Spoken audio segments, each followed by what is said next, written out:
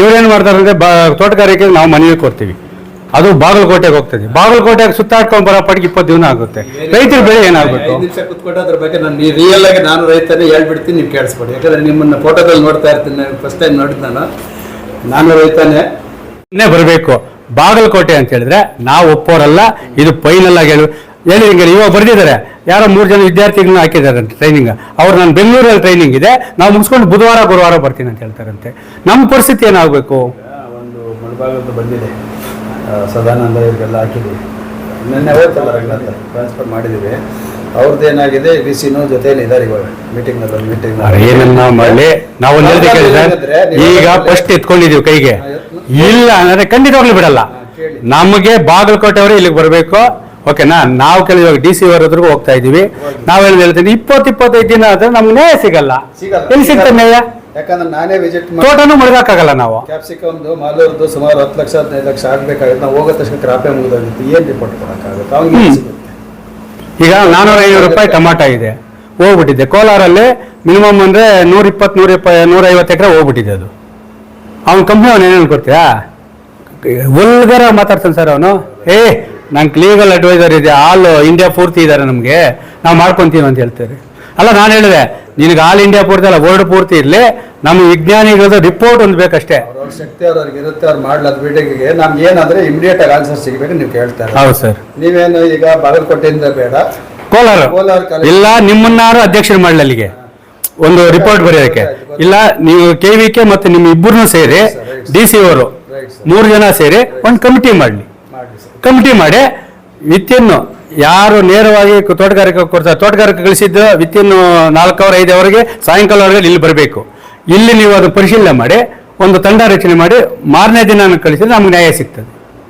ಇಲ್ಲ 15 ದಿನ 20 ದಿನ ಅದು ಮಾಡೋಣ ಸರ್. ನಮ್ಮ ಕೈಲಾದಷ್ಟು ನಾವು ನಿಮ್ಮ ಪರವಾಗಿ ಇರ್ತೀವಿ, ಅದಂತೂ ಗ್ಯಾರಂಟಿ. ಯಾಕಂದ್ರೆ ನಾನು ನಿಮಗೆ ರೈತ ಆಫೀಸರ್ ಆಗ ಕಳಪೆ ಬಿತ್ತನೆ ಬೀಜ, ಕೀಟನಾಶಕ, ರಾಸಾಯನಿಕ ವಸ್ತುಗಳಿಂದ ರೈತರ ಬೆಳೆ ನಷ್ಟವಾದಾಗ ಸಂಬಂಧಪಟ್ಟ ತೋಟಗಾರಿಕೆ ಅಧಿಕಾರಿಗಳಿಗೆ ನಮ್ಮ ನೊಂದ ರೈತರಿಂದ ನಾವು ಅರ್ಜಿ ಕೊಡ್ತೀವಿ. ಆ ತೋಟಗಾರಿಕೆ ಅಧಿಕಾರಿಗಳು ಏನು ಹೇಳ್ತಾರೆ ಅಂದರೆ, ಇಲ್ಲಿನ ಕೋಲಾರದ ಹೃದಯ ಭಾಗದಲ್ಲಿರುವಂತಹ KVK ವಿಜ್ಞಾನಿಗಳ ಒಂದು ಕಚೇರಿಗೆ ಅವರು ಲೆಟರ್ ಬರೀಬೇಕು. ಅದು ಇವಾಗ ಆಗ್ತಾ ಇಲ್ಲ, ಅದು ಬದಲಾವಣೆ ಮಾಡಿದಾರಂತೆ. ಯಾಕೆ ಬದಲಾವಣೆ ಮಾಡಿದ್ದಾರೆ ಅಂತಲ್ಲ ಅವ್ರ ಕಾರಣನೂ ಕೊಡ್ತಾ ಇಲ್ಲ. ಇದು ನೇರವಾಗಿ ಬಾಗಲಕೋಟೆ ಹೋಗ್ತದೆ. ಆ ಬಾಗಲಕೋಟೆಯಲ್ಲಿ ಹೋಗಿ ಅಲ್ಲಿರುವಂಥ ಹಿರಿಯ ಅಧಿಕಾರಿಗಳು ಒಂದು ತಂಡ ರಚನೆ ಮಾಡಿ ಅಲ್ಲಿಂದ ಲೆಟರ್ ಬಂದು ಅಲ್ಲಿಂದ ಇಲ್ಲಿ 2 ವಿಜ್ಞಾನಿಗಳು ಮತ್ತು ಏನು ಇವತ್ತು ಕೋರ್ಸ್ ಮಾಡ್ತಾ ಇದ್ದಾರೆ ಅವರು ಒಂದು 3 ಜನ ಹುಡುಗರು ವಿದ್ಯಾರ್ಥಿಗಳ ಒಂದು ಟೀಮ್ ಮಾಡಿ ಆ ನಂತರ ರೈತರ ತೋಟಕ್ಕೆ ಬಂದು ಅದೆಲ್ಲ ಪ್ರೋಸೆಸ್ ಮುಗಿಯೋ ಒಳಗಾಗಿ ರೈತ ಬೆಳೆ ನಾಶವಾಗಿ ತಿಂಗಳಾಗೋಗಿರ್ತದೆ. ಈ ಕಡೆ ನ್ಯಾಯನೂ ಇಲ್ಲ, ಈ ಕಡೆ ಪರಿಹಾರನೂ ಇಲ್ಲ, ಈ ಕಡೆ ನಮ್ಗೆ ವರದಿನೂ ಇಲ್ಲ. ಆದರೆ ಬಂದಂಥ ಅಧಿಕಾರಿಗಳು ಅಲ್ಲಿ ವಿಜ್ಞಾನಿಗಳು ತೋಟಗಾರಿಕೆ ಅಧಿಕಾರಿಗಳು ಏನು ಮಾಡ್ತಾರೆ ಅಂದರೆ, ನೀವು DAP ಕೊಟ್ಟಿಲ್ಲ, CN ಕೊಟ್ಟಿಲ್ಲ, ಭೂಮಿ ಫಲವತ್ತತೆ ಇಲ್ಲ, ನಾವು ಯಾರನ್ನು ಕೇಳಬೇಕು? ಆ ಮಣ್ಣನ್ನೆತ್ತ ನಾವು ತಲೆ ಮೇಲೆ ಹಾಕ್ಕೋಬೇಕಾ? ವರದಿನೂ ಇಲ್ಲ, ಈ ಕಡೆ ವಿಜ್ಞಾನಿಗಳದ್ದು ಇಲ್ಲ, ಈ ಕಡೆ ಪರಿಹಾರನೂ ಇಲ್ಲ. ಕೋಲಾರ ಜಿಲ್ಲೆಯಲ್ಲಿ ಈಗ ನಂದಾಲಗಡ್ಡ ಏನು ಗಡಿ ಭಾಗದಲ್ಲಿರೋದು ಪಾಪ 5 ಎಕರೆ ಟೊಮಾಟೊ ಹಾಕಿದ್ದಾನೆ. ಏನೋ ಸೆಮಿಸ್ ಕಂಪ್ನಿಯ ಬಾಯ್ಲರ್ ಇದು ಏನೋ ಯಾವುದು ಅತಿಕ್ ಅಂತೇಳಿ ಟೊಮಾಟೊ ಸಂಪೂರ್ಣವಾಗಿ ಎಲ್ಲ ಬಿಳಿ ಮುಡ್ಡಿಟಾಗಿ ಬಂದ್ಬಿಟ್ಟಿದೆ, ಬ್ಲ್ಯಾಕ್ ಆಗಿ.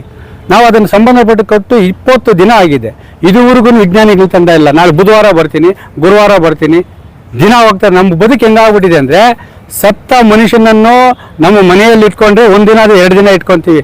ಆ ಮಣ್ಣಿಗೆ ಹಾಕಲೇಬೇಕು, ಅವನು ಮಣ್ಣು ಕೇಳ್ತಾರೆ ಅಣ್ಣ, ಆ ರೀತಿ ಆಗ್ಬಿಟ್ಟೈತೆ. ಇಲ್ಲ ವರದಿಯನ್ನು ಕೊಡಿ, ಇಲ್ಲ ನಮ್ಗೆ ವರದಿ ಕೊಡೋಕ್ಕಾಗಲ್ಲ ಅಂತ ಹೇಳ್ಬಿಟ್ಟು ನಾವು ಕೇಳ್ತಾರೆ ಅಷ್ಟೇ.